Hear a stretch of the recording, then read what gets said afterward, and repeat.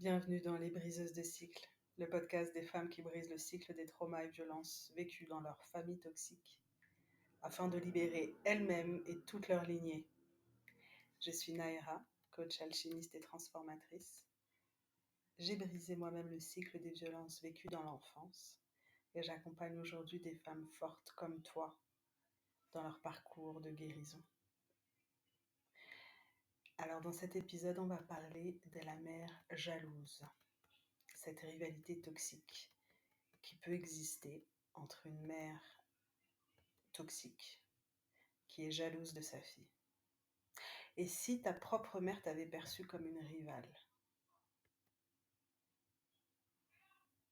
Et si, derrière ces critiques et ces silences,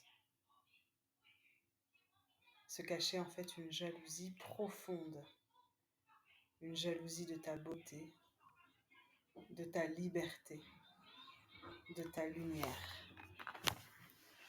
Je t'invite là maintenant à te remémorer des instants de ton enfance. Je t'invite là maintenant à te remémorer des instants de ton enfance, des mots qui ont été dits par ta mère, des moments où tu aurais aimé être félicitée, des réussites que tu as eues, pour lesquelles tu as à peine eu un regard.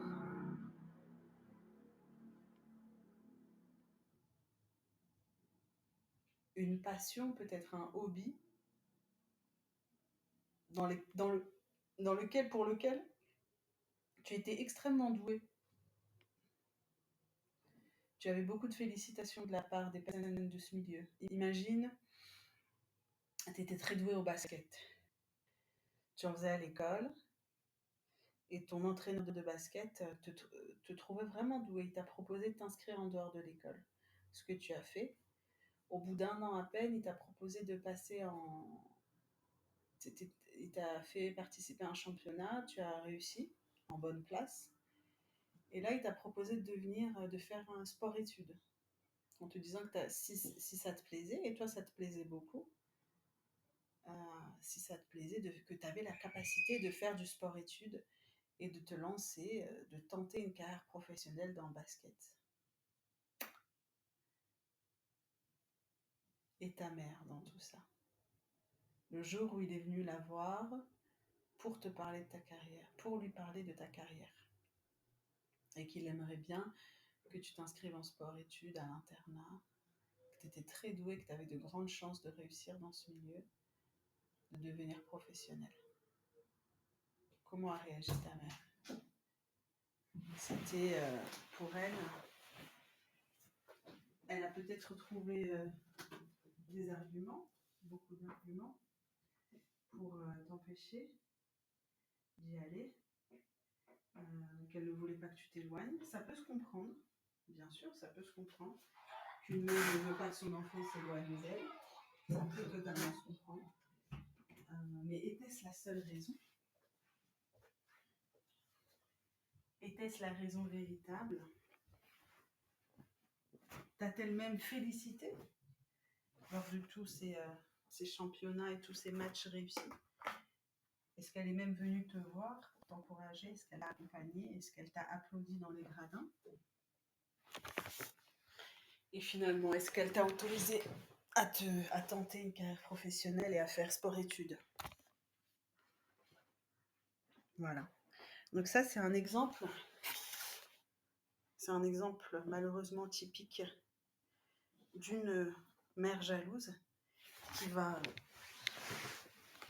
tout faire sauf encourager son enfant, sa fille notamment, dans ses dons, ses talents, ses capacités qu'elle a naturellement. Parce que je pense qu'on arrive tous sur Terre avec des dons, des choses pour lesquelles on est fait, qui sont faciles pour nous et qui ne le sont pas forcément pour d'autres.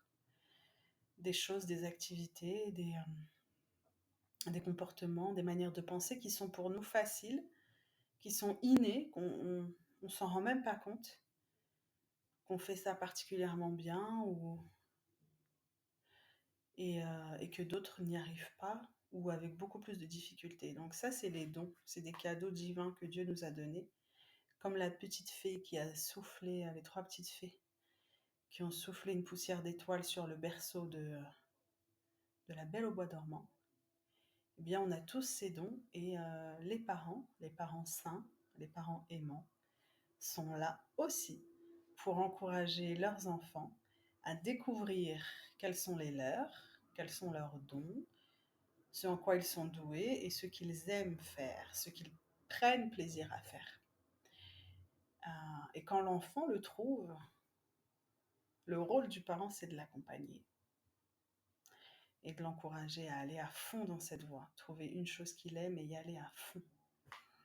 C'est le but de notre vie aussi, de faire quelque chose qui nous plaît, qu'on aime, dans lequel on prend du plaisir et qu'on apporte aussi du bonheur aux autres ou à l'autre d'une manière ou d'une autre. Pour le basket, on apporte du plaisir en jouant. Pour les supporters qui prennent du plaisir à regarder les matchs. Donc, ça, c'est un exemple de la mère jalouse qui n'encourage pas sa fille et qui, au contraire, ne veut pas. Et pourquoi cette mère ne va pas encourager sa fille à aller à fond dans sa passion dans laquelle elle est douée? Parce que la mère jalouse, en fait, voit sa fille comme une rivale. Comment est-ce qu'on peut voir une enfant comme une rivale? En fait, dans sa tête, sa fille, même encore enfant, n'est pas une enfant. Sa fille, dans la tête de la mère jalouse, sa fille, c'est une femme en devenir. Elle la voit déjà comme la femme qu'elle va devenir et qui va se positionner en rivale. Donc, si c'est sa première fille, eh bien, elle sera plus la seule fille du foyer. Par exemple, s'il n'y avait que des frères ou si ils étaient qu'un couple plus une première fille, elle ne sera plus la seule fille du foyer. Et le père va donner de l'attention à la fille. Ce sont des mères qui, fondamentalement, ont un grand manque d'estime d'elles-mêmes, bien évidemment, qui ont une grande faille narcissique, et qui souvent, de toute façon, toutes les caractéristiques qu'on va étudier ensemble dans ce podcast des mères toxiques ne sont pas soit l'une, soit l'autre, soit l'une, soit l'autre. Souvent, une mère a plusieurs de ces caractéristiques. Donc, souvent, la mère narcissique va être aussi jalouse de sa fille, par exemple. Donc voilà, c'est une mère qui, en public, joue le rôle de la mère idéale, qui aime sa fille, qui fait ce qu'il faut pour sa fille. Elle va même avoir tendance à mettre bien en avant ce qu'elle fait pour sa fille, pour être encensée et bien vue aux yeux des autres, mais qui, en privé, behind door closed, derrière les portes closes, montre son vrai visage, qui est tout l'opposé de ce qu'elle montre en public. Et d'ailleurs, c'est très perturbant pour la fille qui ne sait pas si elle devient folle, mais au fur et à mesure qu'elle grandit, elle comprend qu'en fait, elle a deux mères, la mère publique et la mère privée. Donc une mère jalouse, ça va être une mère, par exemple, qui va te faire des critiques sur ton physique, sur ta voix, tes choix amoureux, ton look, tes choix de carrière. C'est une mère qui va adorer te ridiculiser et t'humilier devant tes amis. Quand tu as tes copines qui viennent à la maison, elle va adorer aussi se faire copine avec tes amis. Elle va adorer que tes amis l'adorent et te disant mais t'as de la chance, j'aurais adoré avoir ta mère, etc. Alors que quand vous êtes que vous deux dans un contexte privé, il n'y a pas d'attention, pas d'affection, pas de douceur. Beaucoup de pics envoyés en sous-entendu.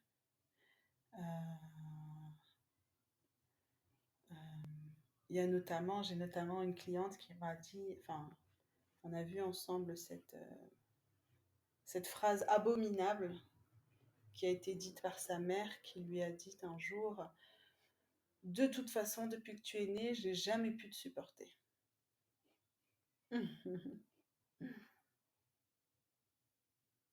Je ris jaune, je ris jaune.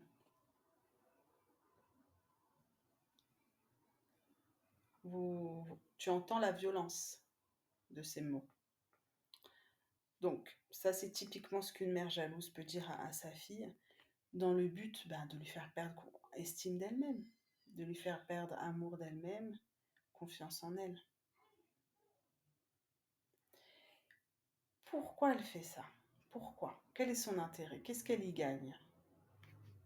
En fait, elle y gagne que, au fond, ta joie de vivre, ta beauté, ta jeunesse, ta féminité, ça réveille en elle une douleur qu'elle n'a pas guérie. Ça réveille en elle les frustrations de ce qu'elle n'a pas vécu elle-même dans sa jeunesse. Ça réveille en elle les souhaits, les rêves non réalisés. Ça réveille en elle son manque d'estime d'elle-même aussi, sa mauvaise image d'elle-même. Peut-être qu'elle se trouve moche, grosse, vieille, et qu'elle te renvoie ça en pleine face. Qu'elle te voit jeune, belle, pimpante, elle se dit ouais, elle se compare à toi en fait. Elle se compare à toi. Elle se dit moi je retrouverai jamais mes jeunes années. Alors peut-être que tu es moins jeune, hein, que tu as peut-être aussi la quarantaine. Mais là je donne voilà, une image typique de ce qui a pu se passer. Elle te perçoit donc comme une menace, hein. C'est ça en fait, c'est une menace. J'aurai l'attention des autres hommes moins sur moi et plus sur elle. Euh, Elle est dans la rivalité en fait, hein, pas du tout dans la maternité. Et ce qu'elle fait, hein, elle te crée des programmations de honte. Honte de toi, il faut pas trop briller, il faut pas trop rayonner. Elle t'oblige à te faire petite, à te faire moins belle, moins jolie, moins intelligente, moins souriante, moins rayonnante, pour pas déranger. Tout ça dans le but de pas déranger, de pas lui faire de l'ombre. Donc tu as certainement grandi avec cette programmation de je dois pas être trop, je dois pas être trop, je dois pas être trop belle, je dois pas être trop jolie, je dois pas être trop rigolote, je dois pas être trop sympa.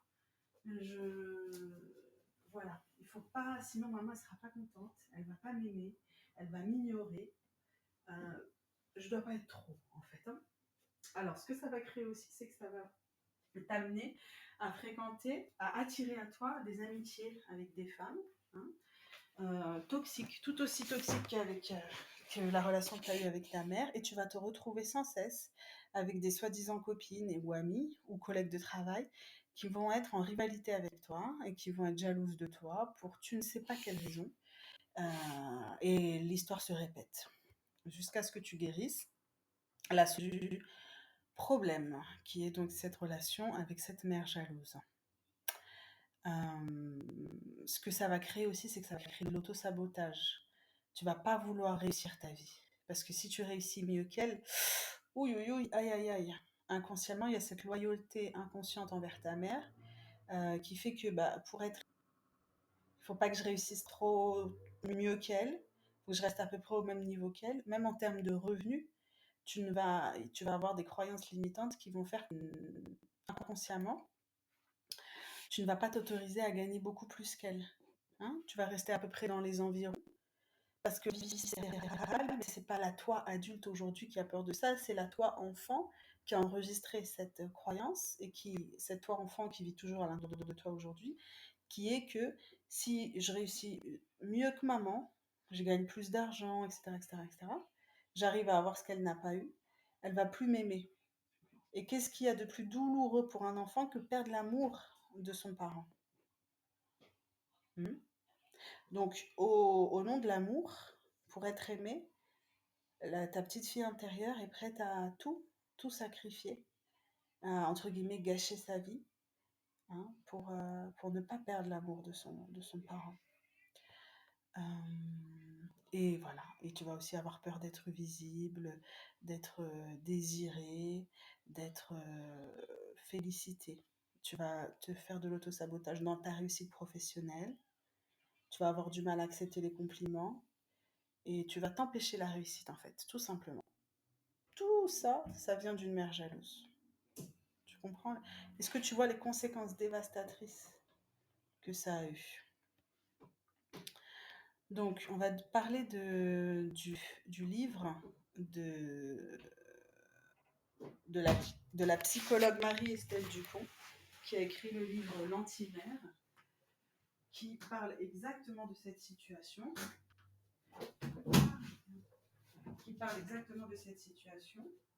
qui est une situation où sa mère était jalouse, une mère toxique jalouse,